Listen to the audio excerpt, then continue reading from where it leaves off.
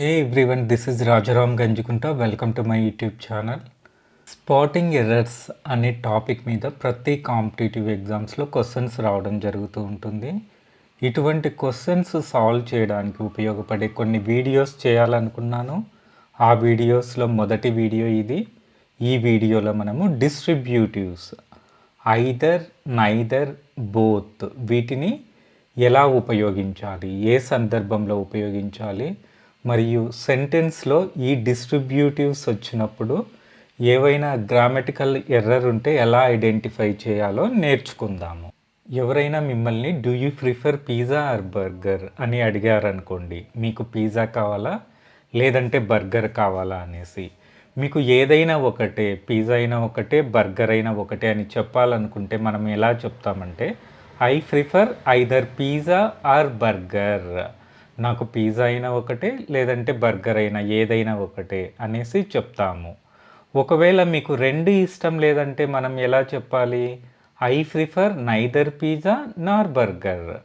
నాకు పిజ్జా వద్దు, బర్గర్ వద్దు, రెండు ఇష్టం లేదు. ఒకవేళ రెండు కావాలనుకుంటే ఎలా చెప్పాలి? I prefer both pizza and burger. నాకు రెండు కావాలి. ఈ విధంగా మనము ఐదర్, నైదర్, బోత్ అనే డిస్ట్రిబ్యూటివ్స్ను ఉపయోగించి మనకి ఇచ్చిన రెండు ఆప్షన్స్లో ఒకటైనా ఎంచుకోవచ్చు, రెండింటిని రిజెక్ట్ చేయొచ్చు, రెండింటిని వద్దని చెప్పచ్చు, లేదు రెండింటిని కావాలని కూడా కోరుకోవచ్చు. ఓకే, సో ఎప్పుడు యూజ్ చేయాలి ఐదర్ని చెప్పండి? Picking one of two options, రెండు ఆప్షన్స్ ఇచ్చి ఏదో ఒకటి సెలెక్ట్ చేసుకోవడము. నైదర్ వచ్చేసి ఇచ్చిన రెండు ఆప్షన్స్ రిజెక్ట్ చేయడము, అంటే ఏ ఒక్క ఆప్షన్ను కూడా సెలెక్ట్ చేసుకోకపోవడము. బోత్ అనేది ఇచ్చిన రెండు ఆప్షన్స్లో రెండింటినీ సెలెక్ట్ చేసుకోవడము. ఇది బేసిక్ కాన్సెప్టు. ఇప్పుడు మనము రూల్స్ నేర్చుకుందాము. How to use either and neither. Rule number 1, ఏదైనా ఒక సెంటెన్స్లో ఐదర్ కానీ నైదర్ కానీ వచ్చి తర్వాత ఆఫ్, తర్వాత ప్లూరల్ సబ్జెక్ట్ వచ్చినప్పుడు సెంటెన్సెస్ ఎలా ఉంటాయి? ఇక్కడ చూడండి, ఈ సెంటెన్స్లో ఈ స్ట్రక్చర్ ప్రకారం ఉంది కదా. మొదట ఐదర్ వచ్చింది, తర్వాత ఆఫ్ వచ్చింది, తర్వాత ద ఫ్రూట్స్. ద ఫ్రూట్స్ అంటే బహువచనం కదా, plural subject. Okay, so only the fruits అంటే బహువచనము, ఐదర్ ఆఫ్ ద ఫ్రూట్స్ అంటే సింగులర్, ఏకవచనము. ఫ్రూట్స్లో ఏదో ఒకటి, ఏదైనా సరే అనేసి. Okay, so either of the fruits వచ్చిన తరువాత వర్బు సింగులర్ ఉండాలి. ఇక్కడ ఇది యాక్సిలరీ వర్బు. చాలామంది చేసే మిస్టేక్ ఏంటి? ఫ్రూట్స్ అంటే ప్లూరల్ కదా, ఇక్కడ ఆర్ అనేది యూజ్ చేస్తారు, అది తప్పు. సో ఓన్లీ ఫ్రూట్స్ అంటే plural, either of the fruits అంటే సింగులర్, ఏకవచనము. ఫ్రూట్స్లలో ఒకటి, ఏదైనా ఒకటి. ఓకే, ఏదో ఒకటి. కాబట్టి ఇక్కడ కూడా సింగులర్ యాక్సిలరీ వర్బ్ యూజ్ చేయాలి. ఓకే, ఇక్కడ ఈజ్ అనేది యూజ్ చేసాము. Neither of the fruits is tasty. ఇప్పుడు పండ్లలో ఏది రుచిగా లేదనుకోండి, సో ఇక్కడ కూడా సెంటెన్స్లో ఇదే ప్యాటర్న్ ప్రకారం ఉంది. సెంటెన్స్లో నైదర్ వచ్చింది, తర్వాత ఆఫ్ వచ్చింది, తర్వాత ప్లూరల్ సబ్జెక్ట్ బహువచనము. ఇంతకుముందు ఈ సెంటెన్స్లో చూసినట్లే ఇక్కడ కూడా ఫ్రూట్స్ అంటే plural, neither of the fruits అంటే సింగులర్. కాబట్టి ఇక్కడ కూడా యాక్సిలరీ వర్బు ఈజే యూజ్ చేయాల్సి ఉంటుంది. Next, either of the cakes was delicious. కేక్స్లో ఏదైనా రుచిగా ఉండింది. ఓకే, ఇక్కడ కూడా కేక్స్ అనేది plural, either of the cakes అంటే సింగులర్ కాబట్టి ఇది పాస్ట్ టెన్స్ కాబట్టి యాక్సిలరీ వర్బు వాజ్ యూజ్ చేసాము. జనరల్గా మనం చేసే మిస్టేక్ ఏంటి? వర్ యూజ్ చేస్తాం ఇక్కడ, కేక్స్ అంటే ప్లూరల్ కదా అనేసి, అది తప్పు. ఓకే, ఈ మూడు సెంటెన్సెస్ నోటీస్ చేస్తే ఇటువంటి ప్యాటర్న్ వచ్చినప్పుడు తర్వాత వచ్చే యాక్సిలరీ వర్బ్ సింగులర్గా ఉంటుంది. యాక్సిలరీ వర్బే కాదు, మెయిన్ వర్బ్ కూడా సింగులర్గానే ఉండాలి. ఓకే, ఇప్పుడు మెయిన్ వర్బ్ మీద ఒక సెంటెన్స్ చూద్దాము. Neither of these dresses suits her. Neither of these dresses అంటే సింగులర్ కదా, ఇది సింగులరు మరియు ఇది థర్డ్ పర్సన్ అవుతుంది. థర్డ్ పర్సన్ సింగులర్ అయినప్పుడు verb V5 verb form use చేయాలి. ఓకే, మీకు ఎవరికైనా first person, third person, second person అంటే ఏంటి, V1 V2 V3 V4 V5 verb forms ఏంటి తెలియకపోతే నేను ఆల్రెడీ వీడియోస్ చేశాను, ఆ వీడియోస్ చూడండి. ఇక్కడ కూడా main verb follow singular. In this example subject is third person singular, so we use V5 verb form as main verb. Okay, next rule number 2, either కానీ neither కానీ వచ్చి తర్వాత సింగులర్ సబ్జెక్ట్ వచ్చినప్పుడు సెంటెన్సెస్ ఎలా ఉంటాయి. ఐదర్ బుక్ ఈజ్ గుడ్, ఇక్కడ చూడండి either వచ్చింది, తర్వాత బుక్ అనేది సింగులర్ సబ్జెక్టు, తర్వాత ఆక్సిలరీ వర్బ్ సింగులరే, ఏ పుస్తకమైనా బాగుంటుంది. Neither book is good, neither singular subject, auxiliary verb singular. Next, either dish was available for dinner, డిన్నర్లో ఏ డిష్ అయినా రెండిట్లో అందుబాటులో ఉన్నింది. ఓకే, ఇక్కడ కూడా చూడండి either singular subject, auxiliary verb singular.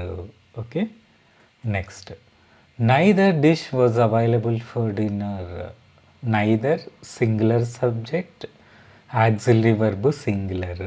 కాబట్టి ఇటువంటి ప్యాటర్న్ వచ్చినప్పుడు కూడా auxiliary verb follows singular. Okay, next rule number 3.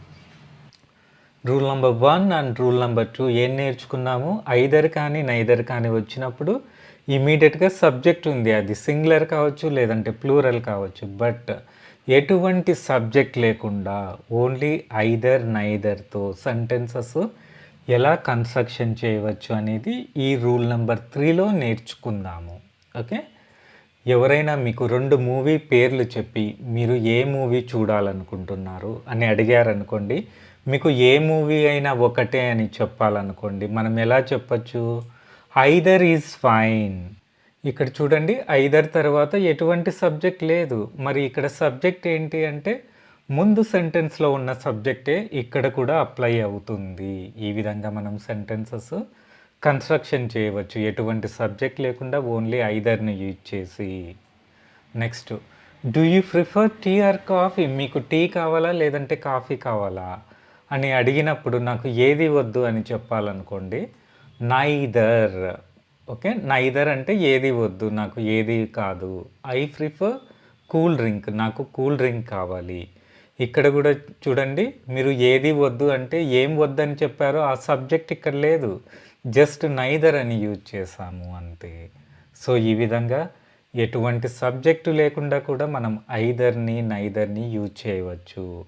ఇటువంటి సందర్భంలో సబ్జెక్టు ముందు సెంటెన్స్ సబ్జెక్టే ఇక్కడ కూడా అప్లై అవుతుంది. Okay, next rule number 4. ఏవైనా సెంటెన్సెస్లో ఐదర్ ఆర్ నైదర్ నార్ వచ్చినప్పుడు వాటి ప్యాటర్న్ ఎలా ఉంటుందంటే ఐదర్ తర్వాత ఒక సబ్జెక్ట్ వస్తుంది, ఆర్ తర్వాత మరొక సబ్జెక్ట్ వస్తుంది, నైదర్ తర్వాత ఒక సబ్జెక్ట్ వస్తుంది, నార్ తర్వాత ఇంకొక సబ్జెక్ట్ వస్తుంది. ఈ సబ్జెక్టు నౌన్ అవ్వచ్చు లేదంటే ప్రనౌన్ అవ్వచ్చు, ఏదైనా కావచ్చు అన్నమాట. ఇటువంటి సెంటెన్సెస్లో వర్బు ఏది యూజ్ చేయాలి, ఇటువంటి సెంటెన్స్లో వర్బు దేన్ని బట్టి యూజ్ చేయాలంటే ఇక్కడ ఉంది కదా, ఆర్ తర్వాత వచ్చే సబ్జెక్టు సెకండ్ సబ్జెక్ట్ను బట్టే, ఇక్కడ కూడా నార్ తర్వాత వచ్చే సబ్జెక్టు సెకండ్ సబ్జెక్టు. సో ఈ రెండవ సబ్జెక్ట్ను బట్టి మనము వర్బును డిసైడ్ చేయాల్సి ఉంటుంది. రెండవ సబ్జెక్టు సింగులర్ అయితే సింగులర్ వర్బు యూజ్ చేయాలి, రెండవ సబ్జెక్టు ప్లూరల్ అయితే ప్లూరల్ వర్బు యూజ్ చేయాలి. Okay, so when using either are neither nor the verb should agree with the noun are pronoun closest to it. అంటే క్రియకు దగ్గరగా ఉన్న సబ్జెక్టు ఇక్కడ నౌన్ ప్రనౌన్ నెంబర్ 2, ఇది క్రియకు దగ్గరగా ఉండేది కాబట్టి ఇది ఏకవచనం అయితే సింగులర్ అయితే సింగులర్ వర్బ్ యూజ్ చేయాలి, ప్లూరల్ అయితే బహువచనం అయితే బహువచనం ప్లూరల్ వర్బ్ యూజ్ చేయాలి. ఓకే, ఈ విధంగా రూల్ అనేది ఉంటుంది. ఒక ఎగ్జాంపుల్ చూద్దాము, ఇంకా మీకు క్లియర్గా అర్థమవుతుంది. ఇక్కడ చూడండి, either the cat or the dogs were making noise. ఇక్కడ ఐదర్ తర్వాత ఒక సబ్జెక్ట్ వచ్చింది క్యాట్, ఆర్ తర్వాత ఇంకొక సబ్జెక్ట్ వచ్చింది డాగ్స్, తర్వాత ఆక్సిలరీ వర్బ్ వచ్చింది. ఓకే, ఇక్కడ నోటీస్ చేస్తే మనము క్యాట్ అనేది నౌన్ 1, డాగ్స్ అనేది నౌన్ 2. సో రెండవది ఏంటి, సబ్జెక్టు డాగ్స్, ఇది ప్లూరల్. సో ఆక్సిలరీ వర్బ్కు దగ్గరగా ఉండే నౌన్ ఏంటి, ఇక్కడ డాగ్స్, ఇది ప్లూరల్ ఫాము. కాబట్టి ఇక్కడ వచ్చే వర్బ్ ప్లూరలే ఉండాలి. కాబట్టి ఇక్కడ వర్ యూజ్ చేసాము, వాజ్ అనేది యూజ్ చేయలేదు. ఇక్కడ వర్ అంటే ప్లూరల్ ఫామ్ కదా. ఓకే, సో ఈ విధంగా రూల్ అనేది ఉంటుంది. ఒకవేళ వీటిని నౌన్ 1 నౌన్ 2ను ఎక్స్చేంజ్ చేసామనుకోండి, నౌన్ 2ను నౌన్ 1గా, నౌన్ 1ని నౌన్ 2గా, ఎలా ఉంటుంది సెంటెన్సు, ఆ ఎగ్జాంపుల్ కూడా చూద్దాము. ఇక్కడ సేమ్ ముందు సెంటెన్స్ ఎలా ఉందో ఇక్కడ కూడా సేమే, ఓన్లీ వీటిని ఎక్స్చేంజ్ చేసాము, నౌన్ 2ను నౌన్ 1గా, నౌన్ 1ను నౌన్ 2గా. సో ఇక్కడ నౌన్ 2 ఏమవుతుంది, క్యాట్, ఇది సింగులర్ కదా. కాబట్టి ఆక్సిలరీ వర్బ్ ఏం యూజ్ చేయాలి, సింగులరే యూజ్ చేయాలి. కాబట్టి ఇక్కడ వాజ్ యూజ్ చేసాము. సో ఇక్కడ ఉండే నౌన్స్ ఏంటి, ఒకటి సింగులర్, ఒకటి plural. Main verb making, auxiliary verb was, auxiliary వర్బ్కు దగ్గరగా ఉండే నౌన్ క్యాట్, సింగులర్. కాబట్టి auxiliary verb was agrees with the singular noun cat, the closest to the verb. Okay, ఈ విధంగా రూల్స్ అనేవి ఉంటాయి, నైదర్ నార్కి కానీ ఐదర్ ఆర్కి కానీ. ఓకే, నెక్స్ట్ బోత్ అనేది ఎలా యూజ్ చేయాలి. బోత్ అనేది రూల్ నెంబర్ 1 చూడండి, బోత్ తర్వాత ఆఫ్ తర్వాత ప్లూరల్ నౌన్ కానీ ప్రనౌన్ కానీ వచ్చిందనుకోండి, సెంటెన్స్ స్ట్రక్చర్ ఇలా ఉంటుంది. Both of them are going to the party. Both వచ్చినప్పుడు ఆక్సిలరీ వర్బ్ ఫాము ప్లూరలే ఉండాలి. ఓకే, ఇద్దరు పార్టీకి వెళ్తున్నారు. బోత్ ఆఫ్ దెమ్ అంటే ప్లూరలే కదా, కాబట్టి ఆల్వేస్ ప్లూరల్ వర్బే యూజ్ చేయాలి. ఓకే, నెక్స్ట్ బోత్ తర్వాత ప్లూరల్ నౌన్. ఇటువంటి సెంటెన్స్ స్ట్రక్చర్లో మనము బోత్ స్టూడెంట్స్ వర్ ఆబ్సెంట్, బోత్ స్టూడెంట్స్ వర్ యాబ్సెంట్, ఇద్దరు విద్యార్థులు హాజరు కాలేదు. ఇక్కడ కూడా నోటీస్ చేస్తే బోత్ స్టూడెంట్స్ అనేది ప్లూరల్, కాబట్టి ఆక్సిలరీ వర్బ్ కూడా ప్లూరలే యూజ్ చేయాల్సి ఉంటుంది. నెక్స్ట్ రూల్ నెంబర్ 3లో బోత్ తర్వాత నౌన్ కానీ ప్రనౌన్ కానీ వచ్చి తర్వాత అండ్ తర్వాత నౌన్ కానీ ప్రనౌన్ కానీ ఇటువంటి సెంటెన్స్ స్ట్రక్చర్ వచ్చినప్పుడు కూడా మనము ప్లూరలే యూజ్ చేయాలి. Both time and money are essential for the success. విజయానికి సమయం మరియు డబ్బు రెండూ అవసరమే. సో ఇలా మనకు సెంటెన్స్ స్ట్రక్చర్ వచ్చినప్పుడు కూడా ఆక్సిలరీ వర్బ్ ప్లూరలే.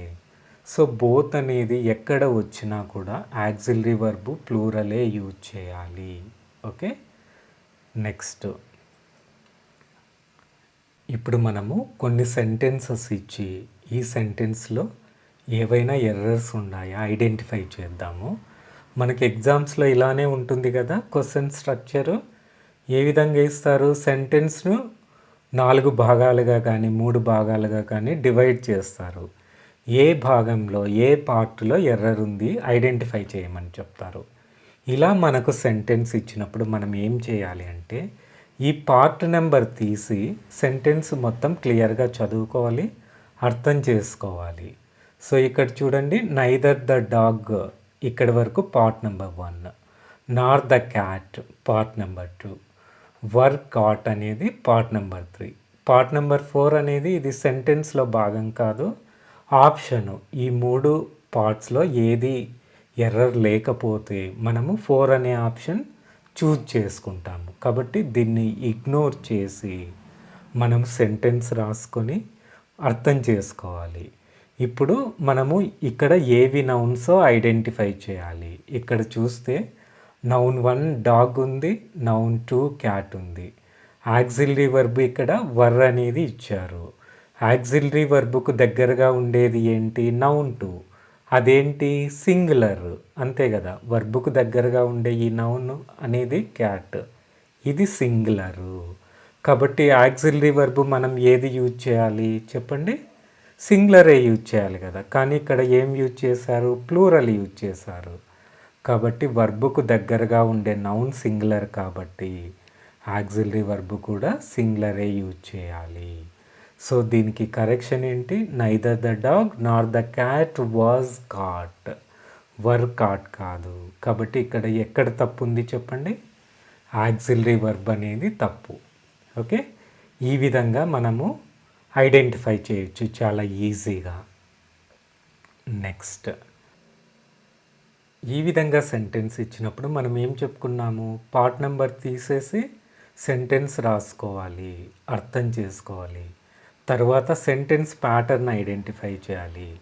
మనం రూల్స్ డిస్కస్ చేసిన దాని ప్రకారము ఏ రూల్ ప్రకారం సెంటెన్స్ ప్యాటర్న్ ఉంది, నైదర్ తర్వాత ఆఫ్ వచ్చి తర్వాత ప్లూరల్ నౌన్ వచ్చింది. కాబట్టి నైదర్ ఆఫ్ ప్లూరల్ అనేది సింగులర్ అవుతుంది. కాబట్టి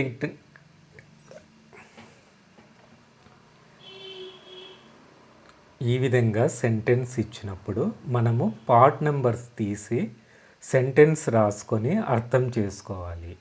తర్వాత సెంటెన్స్ ప్యాటర్న్ ఐడెంటిఫై చేయాలి. మనం డిస్కస్ చేసిన రూల్స్ ప్రకారము ఇక్కడ నైదర్ ఆఫ్ ప్లూరల్ నౌన్ వచ్చింది. So neither of plural noun వస్తే ఆక్సిలరీ వర్బు ఏంటి, సింగులర్ రావాలి కదా. ఇక్కడ ఆక్సిలరీ వర్బు ఏమి ఇచ్చారు, ప్లూరల్ ఇచ్చారు. హ్యావ్ అనేది ప్లూరల్కు యూజ్ చేస్తాము. కాబట్టి ఇక్కడ సింగులర్ అనేది రావాలి ఆక్సిలరీ వర్బ్ అనేది. కాబట్టి neither of 2 candidates has paid his subscription. Error ఎక్కడ ఉంది, ఇక్కడ ఆక్సిలరీ వర్బులో పార్ట్ 2లో ఎర్రర్ ఉంది.